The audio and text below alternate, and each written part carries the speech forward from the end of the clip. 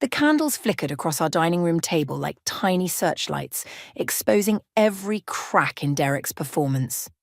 He'd arranged the silverware with military precision, uncorked an expensive Cabernet, and even picked up fresh flowers.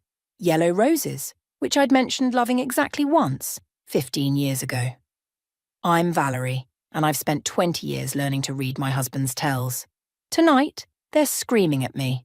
You outdid yourself, I said, watching him serve the pasta with practiced grace. His smile didn't quite reach his eyes. Another tell. Can't a man surprise his wife? Derek's voice carried that smooth, practiced tone he usually reserved for his clients. You've been working so hard lately. You deserve this. I took a careful sip of wine, buying time. Where's Ella? At Chelsea's for a study group. I thought we could use some alone time. The pasta was perfectly al dente, probably from that expensive Italian place downtown. Derek never cooked. He claimed he didn't have the patience for it, just like he didn't have the patience for parent-teacher conferences or Ella's violin recitals. How thoughtful, I said, twirling the pasta around my fork. Especially since you've been so busy with the new project. How's that going? His hand tightened slightly around his wine glass. Brilliantly. We're ahead of schedule, actually. The client's thrilled. Lie number 1.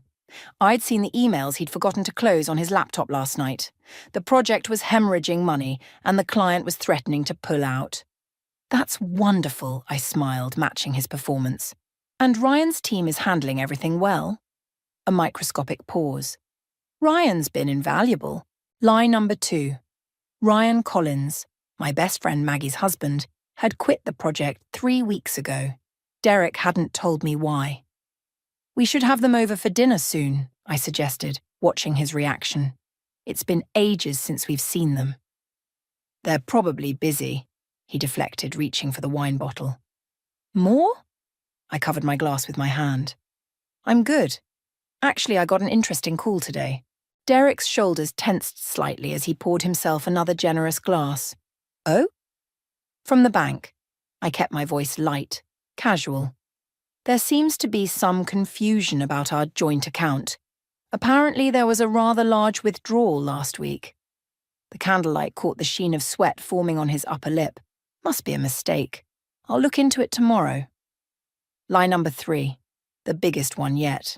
That's what I thought at first, I continued. But then I remembered something odd. Last month, when I was organising the home office, I found a receipt from a jewellery store. Cartier. Quite expensive. Derek's smile froze. Valerie. Our anniversary isn't for months, I cut in, and my birthday was last week. You got me a cookbook, remember? The silence stretched between us like a rubber band about to snap. Outside, a car alarm went off, its wailing perfectly matching the moment. I can explain, he started, but I was already standing up, my napkin falling to the floor. Save it, I said, my voice steady despite the tremor in my hands. I already called Maggie. She told me everything. The colour drained from his face. What exactly did she tell you? Enough. I grabbed my purse from the counter. I'm staying at her place tonight. Don't call me, don't try to explain. And Derek? I paused at the doorway, looking back at the elaborate dinner scene he'd staged. Yellow roses are my mother's favourite, not mine. I hate them. Always have. As I walked to my car, my phone buzzed with a text from Maggie. Did you tell him? I typed back. Phase 1 complete. Your turn. The engine purred to life, and I caught a glimpse of Derek in the rearview mirror, standing in the doorway with his perfect dinner falling apart behind him. He had no idea what was coming next.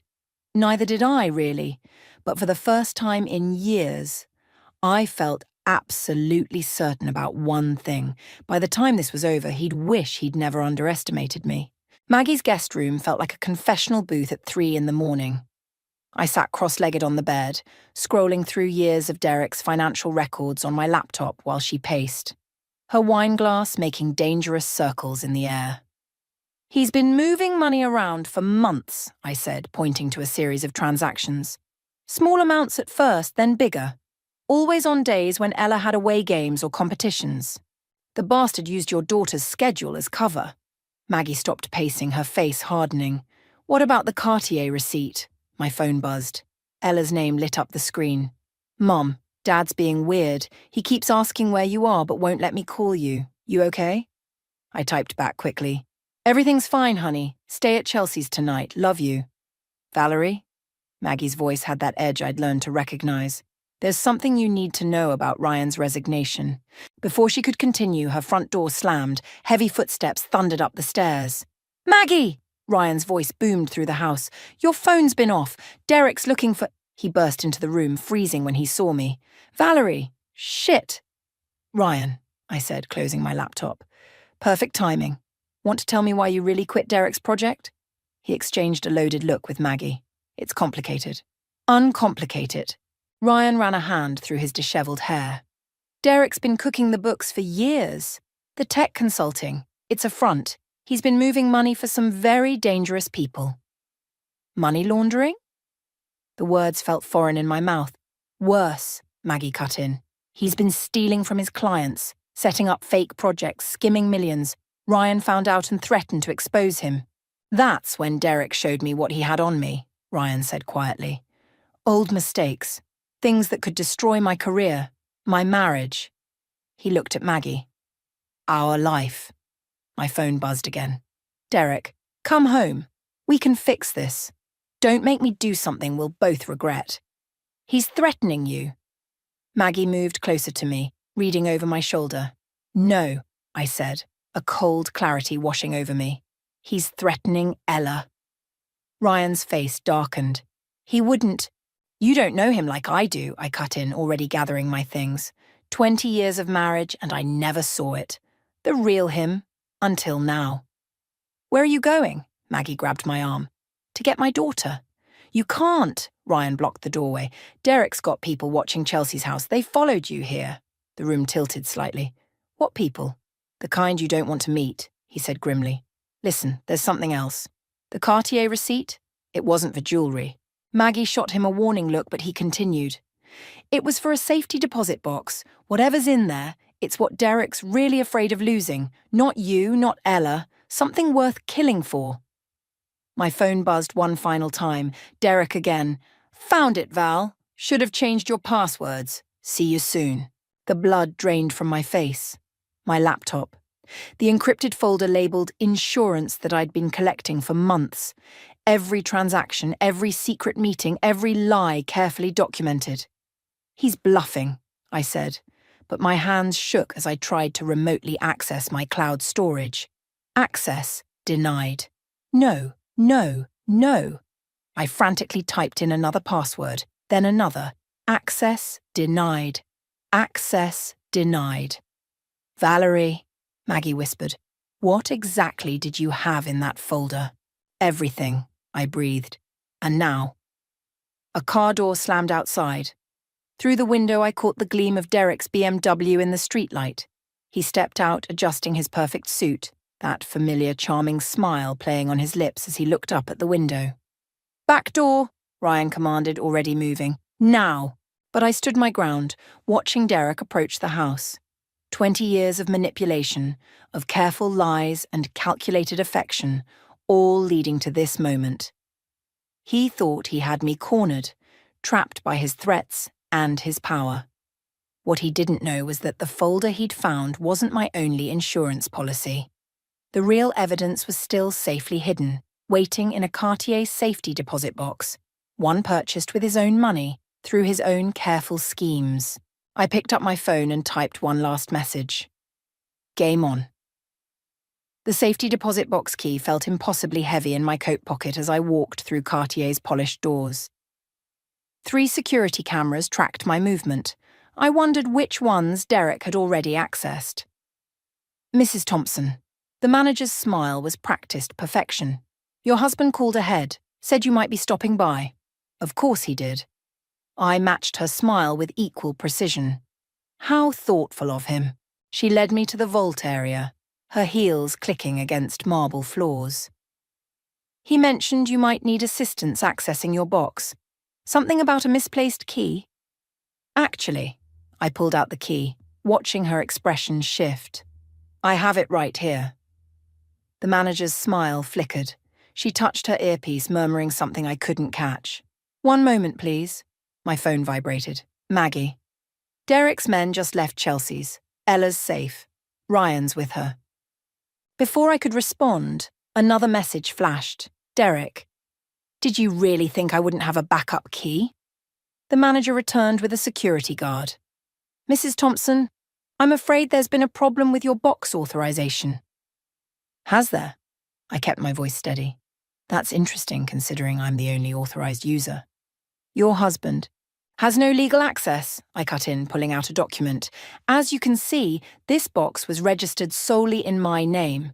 Any attempt to access it without my presence would be illegal. The manager's eyes darted between me and the paper. Another guard appeared by the vault entrance. My phone buzzed again. Derek. Check the news. I pulled up a financial news site. My stomach dropped. The headline screamed, Tech consultant Derek Thompson named in federal investigation. Below it, my own name appeared as a person of interest. Mrs. Thompson? The manager was watching me carefully. Is everything all right? Perfect, I said, though my hands had started to shake. The box, please. She hesitated, then nodded to the guards. They escorted us into the vault, where she inserted her master key alongside mine. The box slid out with a whisper of metal on metal. Inside lay a single USB drive and a folder of documents, copies of everything Derek thought he'd deleted from my cloud storage, plus something he didn't know I had. Recordings of his late-night phone calls, the ones he made from his home office when he thought I was sleeping. My phone lit up again. Maggie. Ryan just told me everything. About Derek. About what really happened 5 years ago. Val, I'm so sorry. I should have told you. The manager cleared her throat. Mrs. Thompson, we have another client waiting. I tucked the items into my bag, my mind racing. What did Maggie mean? What happened 5 years ago? Outside Cartier, a black SUV idled across the street. One of Derek's watchdogs, no doubt. I pulled out my phone and called the one number I'd been avoiding. Mom, Ella answered on the first ring. What's going on? Dad's face is all over the news, and these men were watching Chelsea's house and… Listen carefully, I cut in. Stay with Ryan. Don't tell anyone where you are. Not even Maggie. Especially not Maggie. Mom, you're scaring me. I know, honey. I'm scared too. My voice cracked. But I'm going to fix this. All of it. How? The SUV's engine rumbled to life. By doing what I should have done 5 years ago when I first suspected something was wrong, I'm going to make your father tell the truth. About what? Another text from Derek appeared. Last chance, Val. Meet me at the house in 1 hour. Alone. Or the FBI gets proof of your involvement. Mom? I watched the SUV pull away from the curb, tracking my movements. About everything, sweetheart. About the money laundering, about Ryan's resignation, and about what really happened to your Aunt Sarah. The line went silent. Then, barely a whisper. Dad said Aunt Sarah moved to Europe. No, honey. I stepped into a taxi, giving the driver our home address. That's just what he wanted everyone to believe. My phone buzzed one final time. An unknown number. Mrs. Thompson, this is Special Agent Carter with the FBI. We need to discuss your husband's activities and a missing person case from 2018. Please call immediately. The taxi merged into traffic, carrying me toward a confrontation 20 years in the making. Derek thought he was forcing my hand, but he'd forgotten one crucial detail. I'd learned all my best moves from him, and unlike my husband, I never played a card without knowing exactly how the game would end. The taxi crawled through evening traffic while I played Ryan's voicemail for the 3rd time. Sarah didn't leave for Europe. She found something in Derek's files. Something about offshore accounts and a company called Nexus Solutions. The night before she disappeared, she called me. Said she needed to meet. She never showed. I clicked off the phone as we pulled up to my house. Derek's BMW sat in the driveway, along with an unfamiliar silver Audi. Through the living room window, I caught glimpses of moving shadows. Keep the meter running, I told the driver. The front door was unlocked. Inside, Derek stood by the fireplace, drinking scotch with a man I'd never seen before. Both turned as I entered. There she is, Derek smiled, all warmth and charm. Agent Carter, this is my wife, Valerie. The FBI agent didn't smile back. Mrs. Thompson, we were just discussing your sister-in-law's European adventure. I set my bag down carefully, keeping the USB drive close. Were you? Fascinating story, Carter continued. She apparently moved to Brussels in 2018. No forwarding address, no social media presence, not even a passport record. It's almost like she vanished into thin air. People do that sometimes, Derek said smoothly. Start fresh, leave everything behind. Not Sarah, I countered, watching Derek's fingers tighten around his glass. She wouldn't leave without saying goodbye to her daughter. Emma still asks about her. Carter's eyebrows rose slightly. I wasn't aware Sarah had a child. Ex-husband's custody, Derek cut in quickly. Messy divorce, another reason she left. My phone buzzed. Maggie. Don't trust Ryan. He's not telling you everything about Sarah. Mrs. Thompson. Carter set down his drink. Your husband claims you handled all the family's financial documentation, including transfers to Nexus Solutions. Derek's expression didn't change, but his eyes hardened. Val's always been better with numbers than me. Actually, I moved toward my laptop on the coffee table. I have some documentation you might find interesting, Agent Carter. About Nexus, about Sarah, and about what really happened to those missing client funds. Valerie. Derek's voice carried a warning. Think about Ella. I am thinking about Ella. I opened my laptop, typing in the password. I'm thinking about how she deserves to know what happened to her aunt.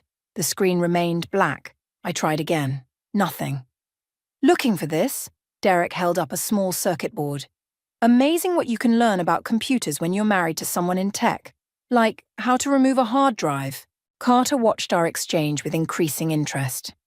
Mrs. Thompson, if you're attempting to cooperate— She's not, Derek interrupted. Are you, Val? Because that would mean admitting your own involvement. The transfers you authorized, the accounts you helped manage. Sarah figured it out, didn't she? That's why she came to you first. My blood ran cold. What? Oh, did Ryan not mention that part? Derek's smile turned cruel. Sarah reached out to you before she disappeared, left you a message about meeting at that little cafe you both loved. But you never showed up, did you? Too busy covering our tracks. That's a lie, but my voice shook. I never got any message. Check your old voicemails, Derek suggested. The ones from that phone you lost right after Sarah vanished. The one I replaced as an anniversary gift. The room spun slightly. I grabbed the back of a chair to steady myself. Agent Carter, I started, but he was already pulling out handcuffs. Valerie Thompson, we need you to come with us for questioning regarding the disappearance of Sarah Thompson and the misappropriation of client funds through Nexus Solutions. My phone buzzed one final time. Ryan. Found Sarah's real message. It wasn't meant for you. She was trying to warn Maggie about Derek, about what he did to her husband. The pieces clicked into place. Maggie's strange behavior, Ryan's guilt, Derek's perfect alibi. All this time, I'd been looking at the wrong puzzle. Agent Carter, I said quietly, before you arrest anyone, you might want to ask my husband about Thomas Collins. Derek's glass shattered on the floor. Maggie's first husband, I continued, watching the colour drain from Derek's face. The one who died in that convenient car accident the same week Sarah disappeared. The one whose life insurance policy listed Nexus Solutions as the beneficiary. Carter's hand moved to his weapon. Mr. Thompson? But Derek was already running for the back door, leaving me standing in the wreckage of our lives, finally seeing the full picture of his betrayal. And my own unwitting role in it. Agent Carter's team swarmed the house while I sat in Maggie's kitchen, watching her hands shake as she poured coffee. The morning news played silently on her tablet. Tech executives still at large. FBI expands search. You should have told me about Thomas, I said quietly. Maggie's cup clattered against the counter. I couldn't. Derek, he had evidence that Thomas's death wasn't an accident, evidence that would have implicated Ryan. And Sarah found out. She was always too clever. Maggie's voice cracked. She traced the insurance payout to Nexus, then connected it to Thomas's brake lines being cut. She thought she was protecting me by confronting Derek first. My phone lit up. Unknown number. Storage Unit 247, midnight. Come alone if you want to know the truth. D. He's desperate, Ryan said from the doorway, making us both jump. The FBI found Thomas's real autopsy report this morning. Derek's running out of options. And allies, I added, watching Maggie carefully. She wouldn't meet my eyes. Val, she whispered, there's something else, about the night Sarah disappeared. Before she could continue, my phone rang. Ella. Mum? There's someone at Chelsea's house. They say they're from Dad's office, but... The line went dead. Ryan was already grabbing his keys. I'll get her. No. I stood up, my voice steadier than I felt. You've both done enough. This ends tonight. Valerie, wait! Maggie caught my arm. The storage unit. It's where Derek kept everything. All the evidence, including what really happened to Sarah, but he's not alone. There are others involved, powerful people who killed your husband? I pulled away. Or who helped cover it up? Her face crumpled. Both. I checked my watch. 8 hours until midnight. 8 hours to decide who to trust, how to protect Ella, and whether revenge was worth the cost. My phone buzzed again. Agent Carter. Mrs. Thompson, we found something in your sister-in-law's old apartment. Something about you. The message included a photo, a letter in Sarah's handwriting, dated the day before she vanished. My hands trembled as I read, Val, if you're reading this, I'm probably dead. Derek didn't just kill Thomas, he's been eliminating anyone who threatens his operation. The evidence is in Storage Unit 247, but be careful. Maggie isn't who you think she is. She and Derek. The rest was torn off. I need to go, I said, already moving toward the door. Where? Ryan stepped in my path. To get my daughter, then to finish what Sarah started. You can't trust Derek, Maggie pleaded. I don't. I turned back, seeing them both clearly for the first time. But I trusted you, and look where that got us. My phone chimed one last time. Derek. Ella's safe. For now. Midnight. Come alone, or Sarah won't be the only sister you lose. I walked out of Maggie's house, leaving behind the coffee, the excuses, and any illusion of friendship. In my purse, the USB drive from the safety deposit box felt like a loaded gun. On it was everything Sarah had discovered, about Thomas, about Nexus, about Derek's entire operation. What Derek didn't know was that I'd already sent copies to every major news outlet and federal agency. They would go public at 12:01 a.m., 1 minute after our midnight meeting. The question wasn't whether Derek would fall. That was inevitable now. The question was how many people he'd take down with him, and whether Ella and I would survive the collapse. I got into my car, checking the glove compartment where Sarah's old gun still lay hidden. She'd given it to me years ago, saying sometimes protection meant being willing to pull the trigger. I hadn't understood then. I did now. As I pulled away, I caught a glimpse of Maggie in her window, phone pressed to her ear. Warning Derek? Warning Ryan? It didn't matter anymore. In 8 hours, everyone's true face would be revealed, including mine. I just hoped Ella would forgive me for what I had to do next. Storage Unit 247 loomed before me, its metal door reflecting the harsh fluorescent lights. 11:58 p.m. Sarah's gun pressed against my lower back, a constant reminder of what was at stake. The lock clicked open. Inside, Derek stood next to a bound figure in a chair. Ella, head bowed, shoulders shaking. Right on time, Derek said, closing the door behind me. Always so punctual, Val. So predictable. Let her go. Show me the USB drive first. I pulled it from my pocket, holding it up. Show me she's okay. Derek yanked the hood off Ella's head. She blinked in the harsh light, a bruise darkening her cheek. Our eyes met, and she tried to speak through her gag. You hit our daughter. My voice came out flat, deadly. Actually, a familiar voice said behind me. I did. Maggie stepped out of the shadows holding a gun. Sorry about that, Val. She struggled. The betrayal hit like a physical blow, but I kept my face neutral. Let me guess. You're the one who killed Sarah too? No, Derek laughed softly. That was all me. Sarah made the mistake of threatening to expose everything: the money laundering, Thomas's murder, the offshore accounts. I couldn't let that happen. And Thomas?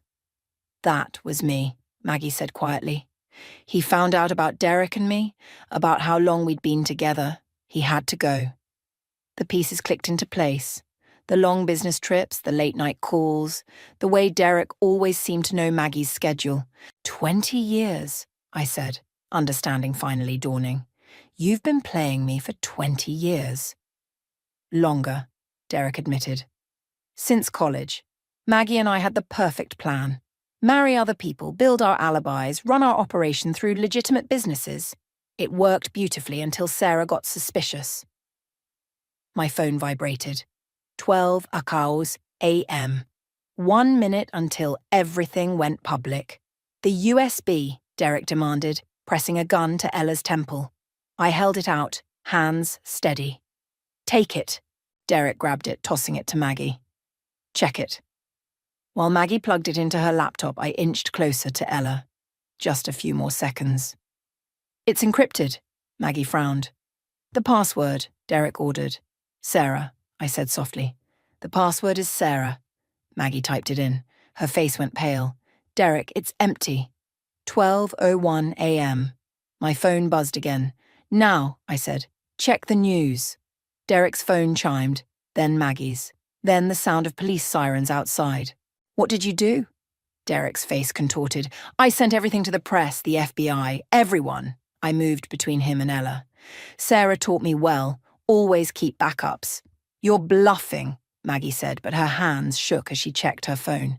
Breaking news. Tech scandal exposed. Multiple murders linked to Nexus Solutions. Derek lunged for me, but I was ready. Sarah's gun felt natural in my hands as I pulled it from my waistband. Don't, I warned. The storage unit door burst open. FBI agents poured in, Agent Carter leading them. Federal agents, drop your weapons. Everything happened at once. Maggie fired. I fired back. Derek tried to run. The air filled with gunshots and screams. When the chaos cleared, Maggie lay clutching her shoulder. Derek was in handcuffs, and I held Ella as she sobbed into my chest.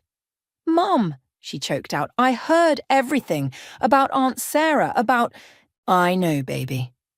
I stroked her hair, avoiding the bruise on her cheek. I'm so sorry. Mrs. Thompson, Agent Carter approached. We need to take your statement. I nodded, still holding Ella. As they led Derek past us, he paused. You really think this is over? He sneered.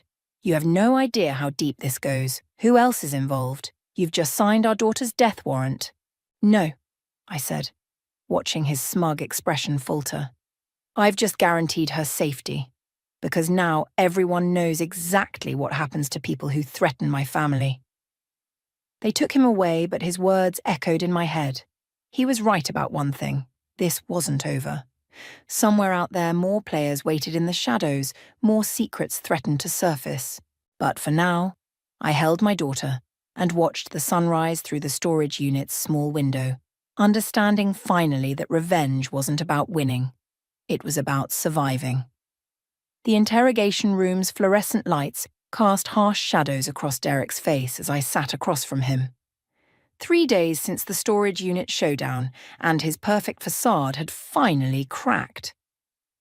You're not here to press charges, he said, studying me. So why come? I placed Sarah's old phone on the metal table between us. Because of this, his eyes flickered with recognition. Where did you...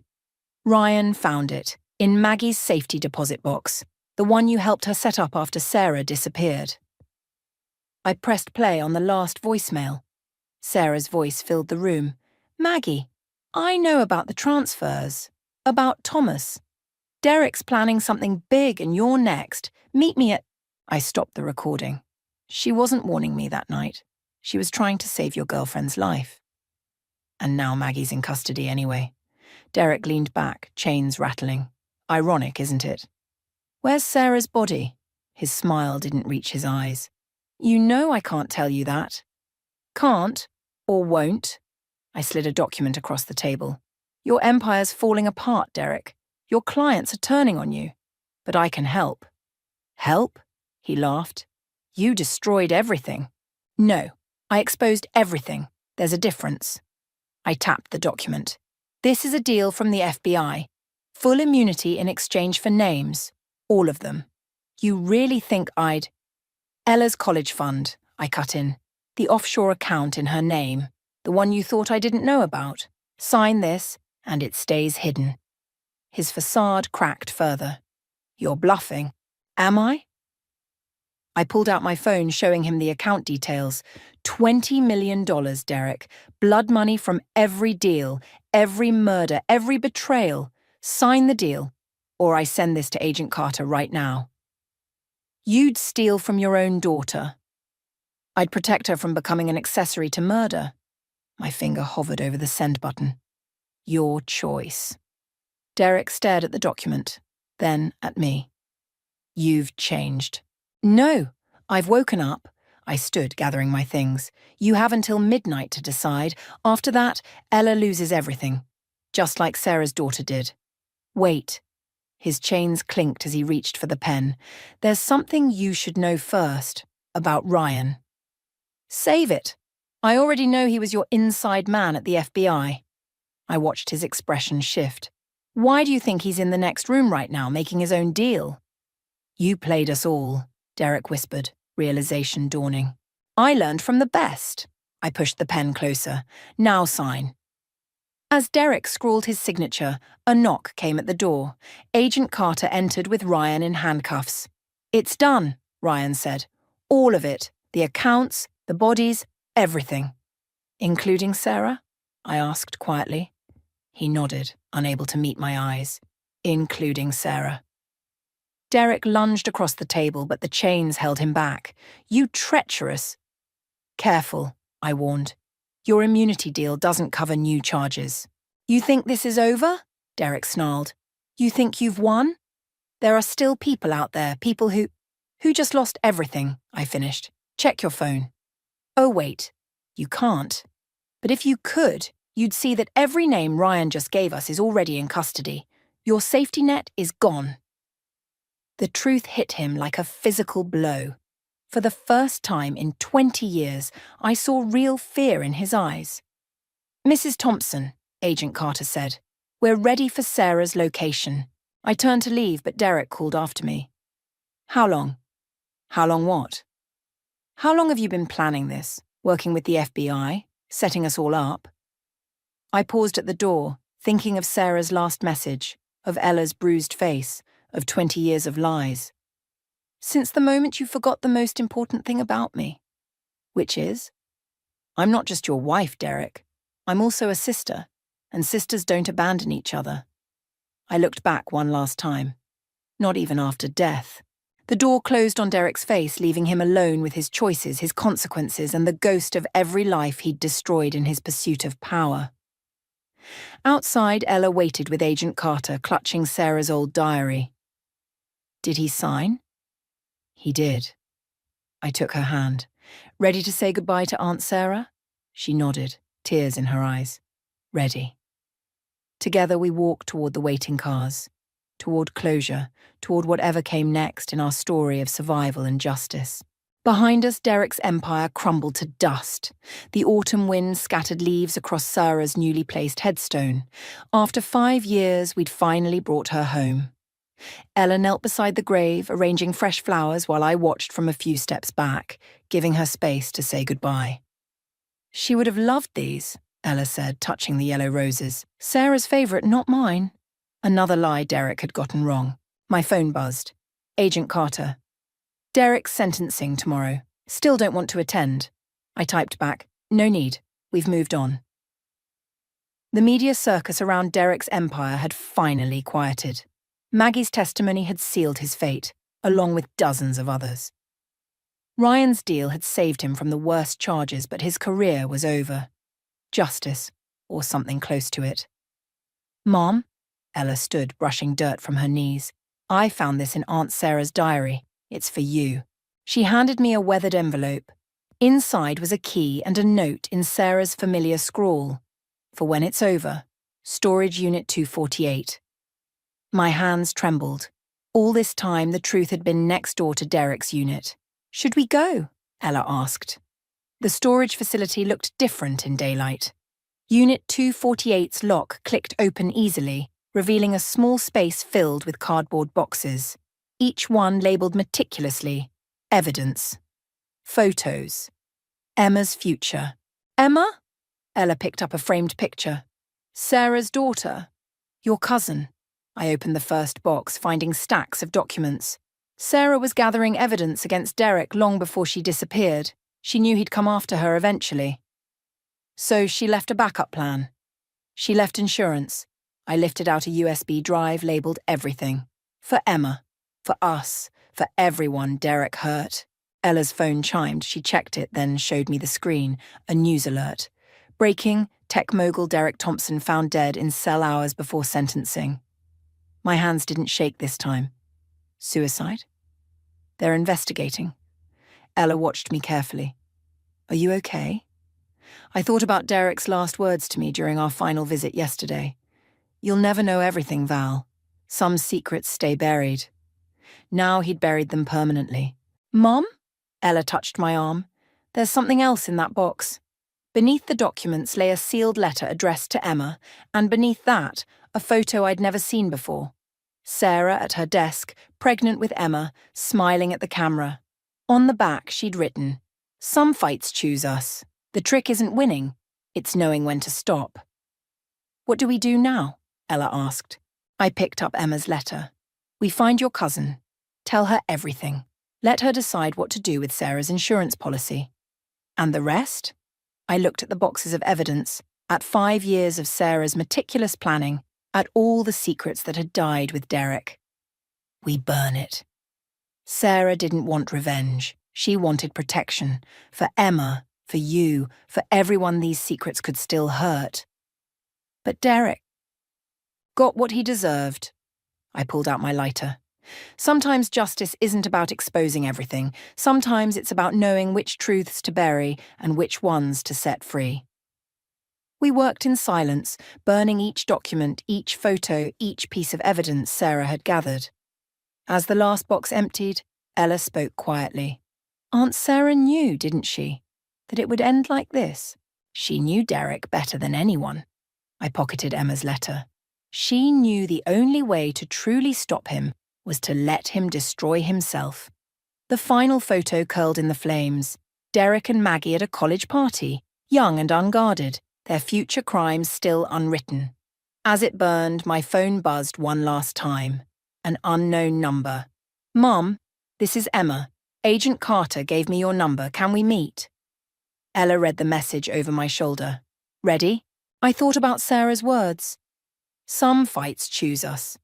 But maybe the real choice comes after, in how we end them, in what we keep and what we let go, in how we rebuild from the ashes of revenge.